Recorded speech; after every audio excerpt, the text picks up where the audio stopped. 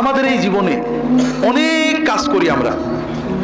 কারোর লক্ষ্য উদ্দেশ্য এমপি হওয়া, কারোর লক্ষ্য উদ্দেশ্য বড় ডাক্তার হওয়া, বড় লোক হওয়া, অনেক উদ্দেশ্য আছে।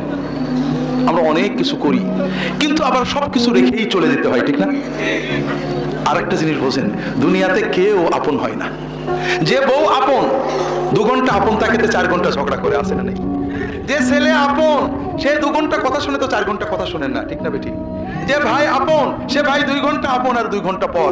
যে বাবা আপন, যে সবচেয়ে আপন মা আপন, সেও দেখা যাচ্ছে আরেক ভাইয়ের কথা শুনে পর হয়ে যায়, হয় না? হয় না? হাজিরিন, দুনিয়াতে কেউ 16 আনা আপন হয় না। আমাদের এই জীবনটা পরকে আপন করার, মানুষকে খুশি করার জন্য একটা সংগ্রাম। ছোটবেলায় বাবা মাকে খুশি করার চেষ্টা করেছি, পারিনি, কত মারছে, ঠিক না বেঠিক? বড় হয়ে বান্ধবীদের বন্ধুদের খুশি করার চেষ্টা করছি, থাকেনি, ঠিক না বেঠিক? বিয়ে করে বউকে স্বামীকে খুশি করার চেষ্টা করেছি, 16 আনা কখনোই হয়নি, ঠিক না বেঠিক? কর্মক্ষেত্রে, জীবনে, সব জায়গায় আমরা 12 আনা ব্যর্থ, যদি 4 আনা সফল হইও, ঠিক না বেঠিক? একজনই আছেন যাকে আপন করলে তিনি কখনো পর হন না। কে? আল্লাহকে আপন করতে পারলে সব সময় আল্লাহকে সাথে পাবেন। যদি আল্লাহকে আপন করে নিতে পারেন, আপনার বিপদে আপদে কষ্টে দুঃখে সব সময় মনে হবে আল্লাহ আপনার সাথেই রয়েছে।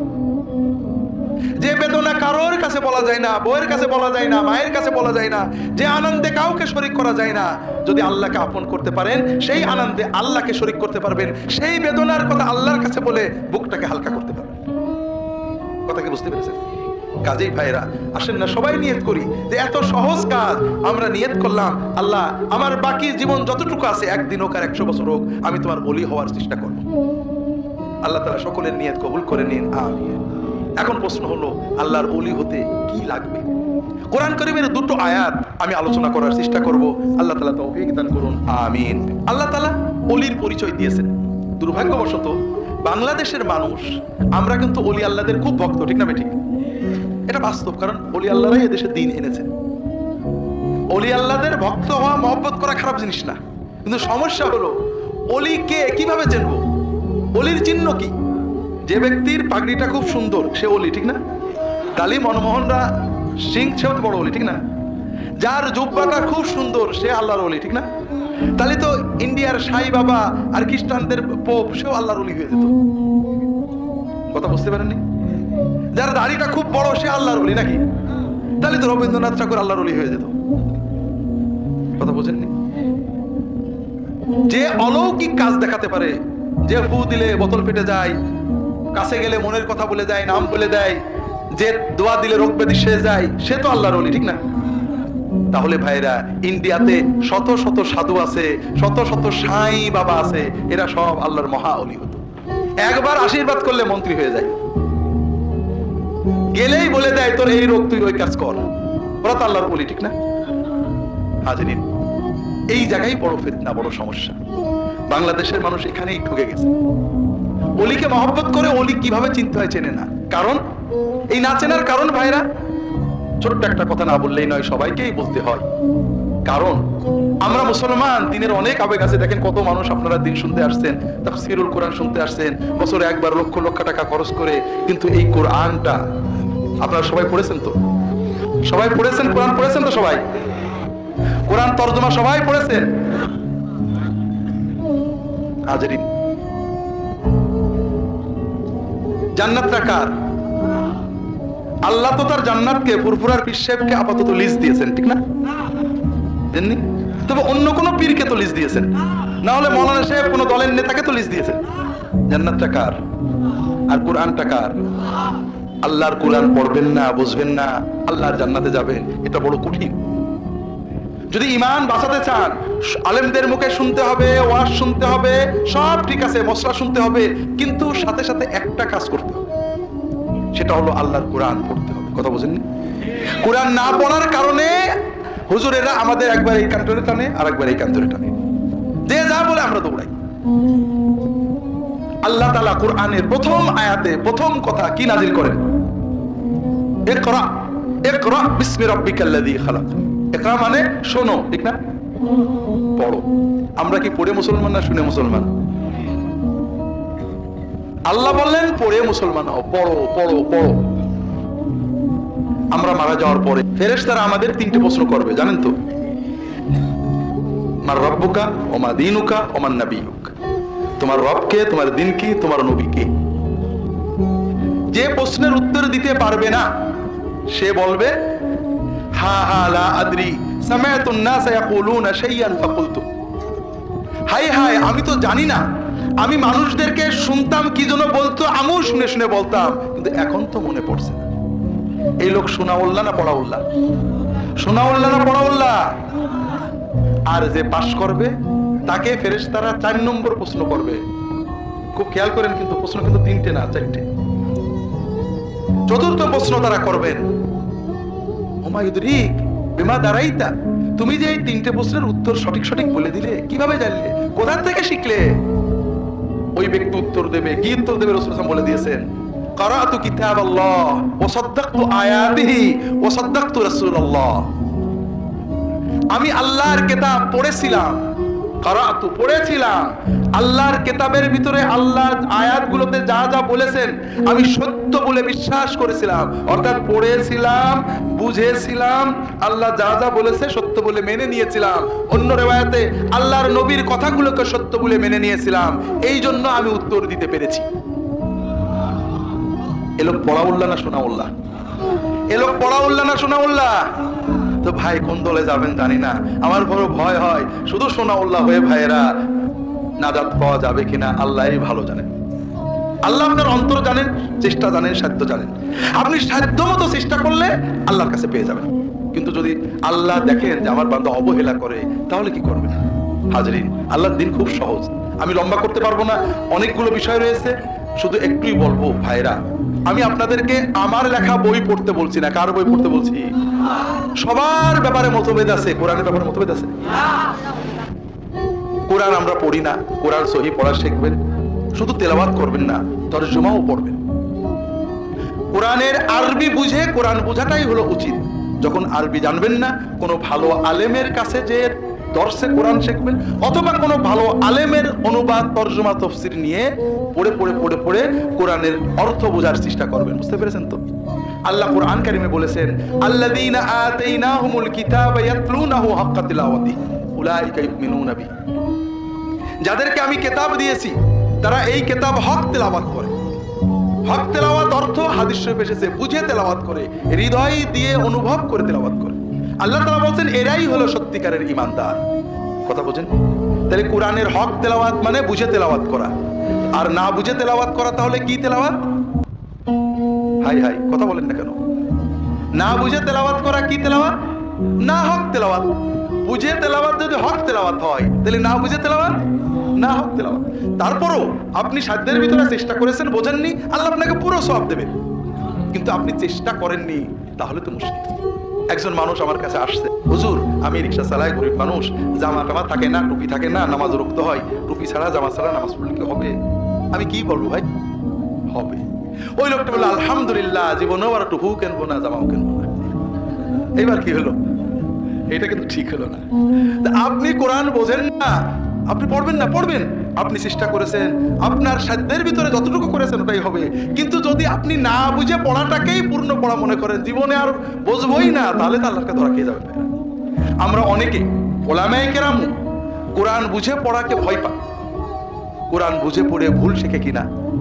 হাজরিন, অনেকে বলেন কোরআনের তাফসীর পড়তে 19 রকম এলেম লাগে। শুনেছেন নাকি এরকম কথা? শুনেছেন? তাহলে ভাইরা, যেটা বলছিলাম ভাইরা, কোরআনের তাফসীর পড়তে 19 রকম এলেম লাগে, তাহলে কোনো বই পড়া যায় না। হাদিস মুহাদ্দিস হতে 17 রকম এলেম লাগে, ফকিহ হতে 30 রকম এলেম লাগে, ওয়াইজ সুফি হতে, পীর হতে 30 রকম এলেম লাগে। তাহলে আপনারা ইহয়া উলুমুদ্দিনের তরজমা পড়তে পারবেন না, বেহেশতি জওহর পড়তে পারবেন না, হারাম। ফাজাইলে আমল পড়তে পারবেন না, হারাম। মুনতাকাবুল হাদিস পড়তে পারবেন না, হারাম। রিয়াদুস সালেহিন পড়তে পারবেন না, হারাম। যদি তাফসীর করা আর তাফসীর পড়া এক হয়, তাহলে সব বই পড়াই তো আরাম হয়ে যাবে। কথা বোঝেননি?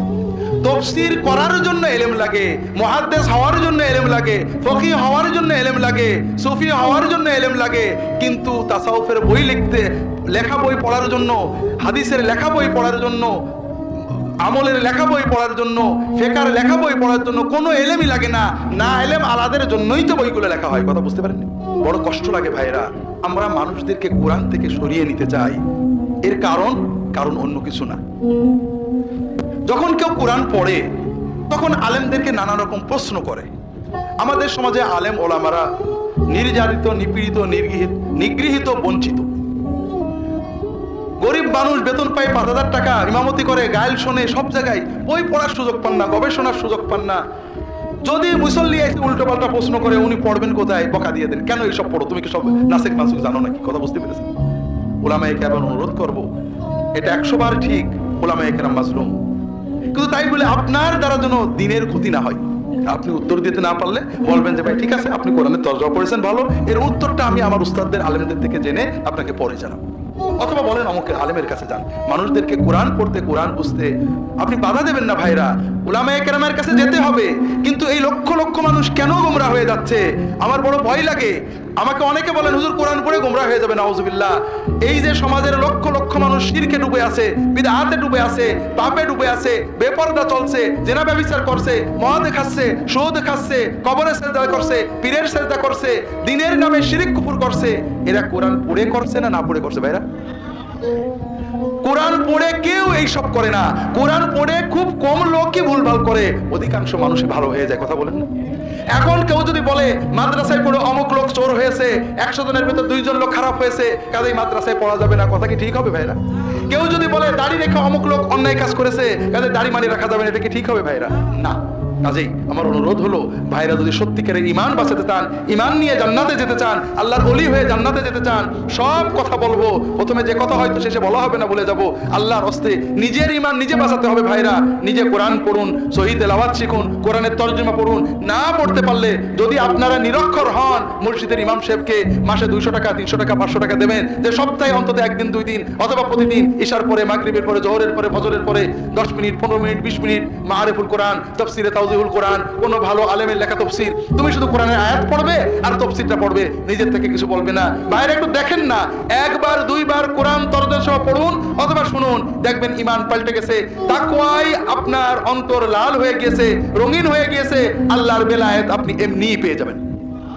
আল্লাহ রাসূল সাল্লাল্লাহু আলাইহি ওয়াসাল্লাম বলেন, ইন্না হাযাল কোরআন শাফিউন মুশাফফা ওয়া মাহিলুন মুসাদ্দাক, ফামান জাআলাহু আমামাহু কাদাহু ইলাল জান্নাহ ওয়া মান জাআলাহু খালফাহু কাদাহু ইলান নার, আও কামা ক্বালা সাল্লাল্লাহু আলাইহি ওয়াসাল্লাম। এই কোরআন যার জন্য শাফাআত করবে, আল্লাহ তার শাফাআত শুনবেনই, আর যার বিরুদ্ধে বিবাদী হবে তার আর রক্ষা নেই। কেউ যদি এই কোরআনকে সামনে রাখে, কোরআনের তালেবে ইলম হয়, কোরআনের মুরিদ হয়ে যায়, কোরআনের অনুসারী হয়ে যায়, এই কোরআন তাকে জান্নাতে নিয়ে যাবে। আর কেউ যদি কোরআনকে পিছনে ফেলে রাখে, কোরআনকে মটকাই তুলে রাখে, কোরআনকে সামনে না রাখে, এই কোরআনের সাথে যদি বেয়াদবি করে, কোরআন তার বিরুদ্ধে গেলে তার আর বাঁচার উপায় থাকবে না। তো ভাইরা, আমরা অনেক সময় বলি যে আমি অমুক হুজুরের মুরিদ, আমার হুজুর যদি জান্নাতে যায় আমিও যাব, এরকম বলে নাকি? হলে তাই না? আমি একবার এক ওয়াজের মাহফিল, এরকম একটা বড় ওয়াজ মাহফিলে, কোথায় ছিল, চট্টগ্রাম না কোথায়, এরকম বলছি আমাদের দাদা হুজুর জান্নাতে আমিও যাবো। এই কোনে এক যুবক বসেছিল, সে ছোট্ট করে বলছে, হুজুর আপনার দাদা হুজুর জান্নাতে গেছে, দেখে আইছেন তো? কথা বোঝেননি? অমুক হুজুর, অমুক পীর, অমুক মাওলানা, অমুক মুর্শিদ জান্নাতে গেছে, দেখে আসছেন নাকি? কি করে বললেন? ইমাম আবু হানিফা রাহমাতুল্লাহ আলাইহি তার লেখা ফিকহুল আকবার বইটার অনুবাদ এবং ব্যাখ্যা এখানে পাবেন। তিনি তার এই ফিকহুল আকবার বইয়ে এবং ইমাম তাহাবী রাহমাতুল্লাহ আলাইহি তার আল আকীদা তাহাবিয়া বইয়ে স্পষ্ট লিখেছেন, যার নাম কোরআনে নেই অথবা যার নাম কোনো হাদিসে স্পষ্ট নেই, কোরআন বা হাদিসে যাকে জান্নাতি বলে, আল্লাহর ওলি বলে সাক্ষ্য দেওয়া হয়নি, এই রকম কোন মানুষকে আল্লাহর ওলি বলা তো দূরের কথা, জান্নাতে যাবে এই কথাও নিশ্চিতভাবে বলা যাবে না। কিন্তু এই কোরআন যে জান্নাতে যাবে এ ব্যাপারে কি সন্দেহ আছে? তাহলে আসেন না কোরআনকে ধরি। আর আল্লাহর হাবিব, আল্লাহর খলিল মুহাম্মদ রাসূলুল্লাহ তিনি বলছেন কোরআনকে ধরলে জান্নাতে নেবেই, এরপরও কি সন্দেহ থাকে? আপনারা অনেক সময় মনে করেন যে কোরআন ধরা কঠিন, হুজুর ধরা সহজ, ঠিক না? আমি আল্লাহর ওলি হওয়ার আয়াত এবং হাদিস বলবো, তার আগে একটা মজার কথা মনে পড়লো, না বললে পরে ভুলে যাব। আমাদের দেশে অনেক মানুষ আছেন যারা বলেন নামাজ না পড়লে কি হয়, ঈমান ঠিক আছে, বলে না? আছে, মাশাআল্লাহ। হ্যাঁ, আর আমি আপনাদের মারেফতের ভেদ বলি, নামাজ পড়ে না ঈমান ঠিক আছে, এইরকম মুসলমান বাংলাদেশে যত বেশি হবে আমাদের হুজুরদের তত লাভ। এই জন্য আমরা যতই বলি নামাজ পড়ো, বাবার নামাজ পড়ো, এটা আমাদের মুখের কথা। দেখবেন বেনামাজি মরে গেলে দাওয়াতে চলে যায়, বেনামাজির জানাজা পড়াই, দুবাই মাশাআল্লাহ জান্নাতুল ফেরদৌসে পৌঁছে দিই। ঠিক আছে না? ঠিক আছে। কারণ নামাজ পড়ে না এই রকম মুসলমান বেশি থাকলে আমাদের লাভ। কি করে? একটু ভেদের কথা শিখে না। নামাজ পড়ে না, ইমান ঠিক আছে, তার মানে সে বোঝে যে বিপদ আপদ আল্লাহ দেয়, আল্লাহই কাটায়, কিন্তু নামাজ কালাম জানে না।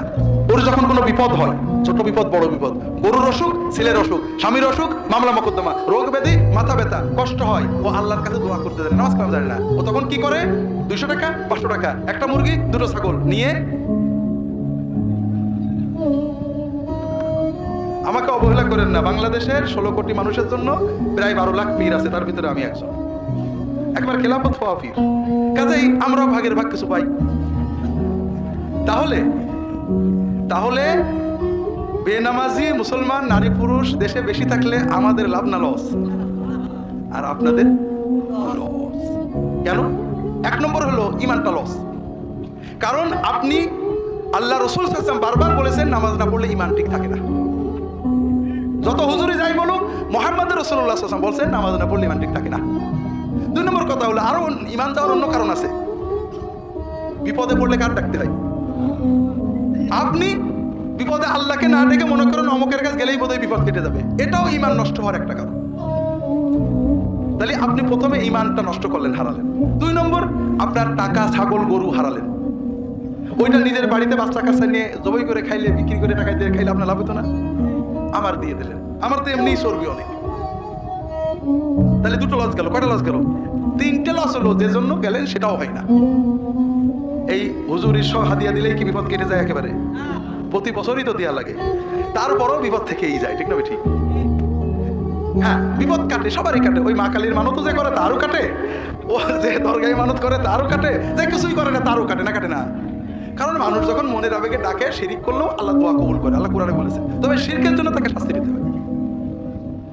তাহলে লস কয়টা হলো? 3টে। ইমান লস হলো, টাকা পয়সা লস হলো, বিপদ রয়েই গেল। হাজরিন, আর যদি নামাজ পড়তেন, আল্লাহ রাসূল সাল্লাল্লাহু আলাইহি ওয়াসাল্লাম বলছেন, আকরাবু মা ইয়াকুনুল আবদু মিনাল্লাহি ওয়া হুয়া সাজিদ ফাআকতিরু ফীহি মিনাদ দুআ ফাইন্নাহু কামিনুন আইস্তাজাবা লাক। বান্দা যখন নামাজে সাজদা করে, তখন বান্দা আল্লাহ তাআলার সবচেয়ে কাছে চলে যায়, নিকটবর্তী হয়ে যায়, বান্দার সাথে আল্লাহর দিদার হয়ে যায়। ওই সাজদার ভিতরে তোমরা বেশি বেশি করে আল্লাহর কাছে দোয়া করবে। নামাজের সাজদার ভিতরের দোয়া আল্লাহ কবুল করার সম্ভাবনা খুবই খুবই বেশি।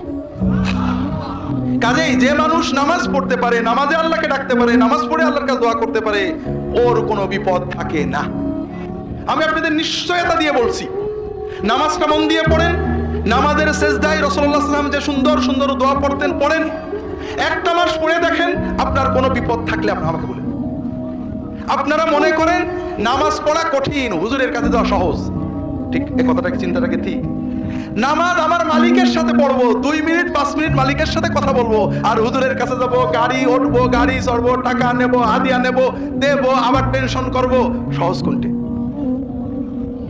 আল্লাহু আকবার। বাইরে একটা কথা বলি, হয়তো টিভিতে কেউ শুনেছেন, আমার জীবনে অনেক কথা আছে। ইসলামিক টিভিতে তখন প্রোগ্রাম করি, আমি কোন কোন দিনে প্রোগ্রাম করি, লাইভ প্রোগ্রাম, জানে তো সবাই। টিভি প্রোগ্রামের আগে বসে আছি, কিছুক্ষণ আগেই পৌঁছে যেতাম। হঠাৎ এক ভাই এসে আসি, ঢাকা একেবারে বাইতুল মুকাররমের কাছে, ওখানে কি যেন বিজয়নগর না কি নাম, যাই হোক, ওইখানে বাসার বাড়ি। বলছেন যে হুজুর আপনার প্রোগ্রাম নিয়মিত শুনি, আপনারও তো তাবিজ নিতে এই সমস্ত যারা করে ওদের কাছে যাইতে নিষেধ করেন, কিন্তু আমি খুব বিপদে পড়েছি, এখন কি করবো, সুন্নাতের আলোকে কোনো আমল আছে কিনা একটু বলেন। তা ভাই কি বিপদ? তা আমার একটু জমি আছে ঢাকার ভিতরে, জমিটা এক ডেভেলপারকে দিচ্ছি, জমির জন্য দলিলগুলো ডেভেলপারকে দিতে হয়। তো জমির দলিলগুলো ডেভেলপারকে দিছি, সে কাগজপত্র রেডি করে এগ্রিমেন্ট করে আমার টাকা দেবে ইত্যাদি। কিন্তু এখন সে দলিলও করছে না, টাকাও দিচ্ছে না, আমার দলিল ফিরিয়েও দিচ্ছে না। আর এইসব ডেভেলপাররা খুব প্রভাবশালী হয়, সন্ত্রাসী বসে, হুজুর আমার এখন ভয় আছে, আমার জমিও গেল, আমার টাকাও গেল, সবই গেল, কি করবো, কি করবে আমি তো আর জানি না। এখন আমি তাকে বললাম যে ভাই, আল্লাহকে ডাকতে হবে। আপনি তাহাজ্জুদের নামাজে উঠে আমার রাহেবেলার বই থেকে 2টো দোয়া শিখিয়ে দিলাম, যে এই দোয়াটা আপনি পড়বেন তাহাজ্জুদে সেজদায়, যে অন্তর দিয়ে অর্থ বুঝে আপনি আল্লাহর কাছে ডাকতে থাকবেন, হয়তো বা আল্লাহ বিপদ কাটে। এছাড়াও তাহাজ্জুদের পরে, নামাজের পরে এই দোয়াগুলো করবেন। 2-3 সপ্তাহ পরে উনি চলে গেছেন। 2-3 সপ্তাহ পরে বা বোধহয় 1 মাস পরে, আমার ঠিক ভালো মনে নেই, হঠাৎ দেখে আবার আসছেন উনি। তো হুজুর আলহামদুলিল্লাহ একটা সুসংবাদ আছে। তো কি হয়েছে? তো হুজুর কয়েকদিন আগে, 2-3 দিন আগে বললেন, হয়তো আমার ভালো মনে নেই, ওই ডেভেলপার এমনি এসে দলিলগুলো আমার দিয়ে চলে গেল। আমি বললাম আলহামদুলিল্লাহ, আল্লাহ তো দয়া করে বিপদ কাটিয়েছেন। বলে হুজুর কিন্তু অন্য একটা বিষয় আমার মন খারাপ লাগছে। কেন ভাই? বলে হুজুর আমি এই যে কয়েক সপ্তাহ তাহাজ্জুদের নামাজে সেজদায় যে আল্লাহর কাছে দোয়া করছিলাম, কাঁদছিলাম, এত মজা পাচ্ছিলাম, এখন আমার মনে হচ্ছে যে দলিলটা যদি আরো 2-4 মাস পরে দিত তাহলে ভালোই হতো। ভাইরা, আল্লাহর ইবাদত, আল্লাহর সাথে কথা বলা যে কত মজা পাইলেন না? মনে করলেন হুজুরের কাছে আরাম, আর আল্লাহর কাছে দিনের ভিতরে 10-15 মিনিট 20 মিনিট নামাজে কথা বলবে, এটা কষ্ট। ভুল বুঝলেন ভাইরা। আপনারা মনে করলেন যে কোরআনের মুরিদ হওয়া কঠিন, হুজুরের কাছে যায়। ভাইরা না, কোরআন আল্লাহর কালাম, কোরআন আপনার ঘরে আছে, পড়বেন, আল্লাহর সাথে কথা বলবেন, দিলে তাকওয়া আসবে। হ্যাঁ, এরপরে কোরআনের আলোকে যে আলেমকে ভালো পাবেন, সেই আলেমের সোহবতে যাবেন, মসলা মাসাইল শুনবেন। একা কোরআন পড়ে মুফতি হওয়ার চেষ্টা করবেন না, কারণ আল্লাহ নিজেই কোরআনে বলেছেন প্রত্যেক মুমিনকে কোরআন বুঝে পড়তে হবে। ইয়াতলুনা হাক্কা তিলাওয়াতিহি। আবার আল্লাহই কোরআনে বলেছেন ফালাউলা নাফারা মিন কুল্লি ফিরকাতিন মিনহুম তাইফাতুন লিয়াতাফাক্কাহু ফিদ্দীন। প্রত্যেক জনপদের ভিতরে কিছু মানুষ বেরিয়ে যেতে হবে, অনেক দিন গবেষণা অধ্যয়ন করে দ্বীনের ফিকহ অর্জন করতে হবে, ফকিহ হতে হবে। কাদের কোরআন বুঝে পড়া আর ফকিহ হওয়া এক জিনিস নয়। আপনি কোরআন বুঝে তাকওয়া অর্জন করবেন, মাসলা মাসাইলের জন্য আলেমদের, কোরআনের আলোকে যে আলেমকে ভালো পাবেন, যে আলেমকে মুত্তাকি পাবেন, যে আলেমকে হকপন্থী পাবেন, সেই ধরনের আলেমদের সহবতে যে ফিকহ শিখবেন, মাসলা শিখবেন। আল্লাহ তাআলা তৌফিক দান করুন, আমিন।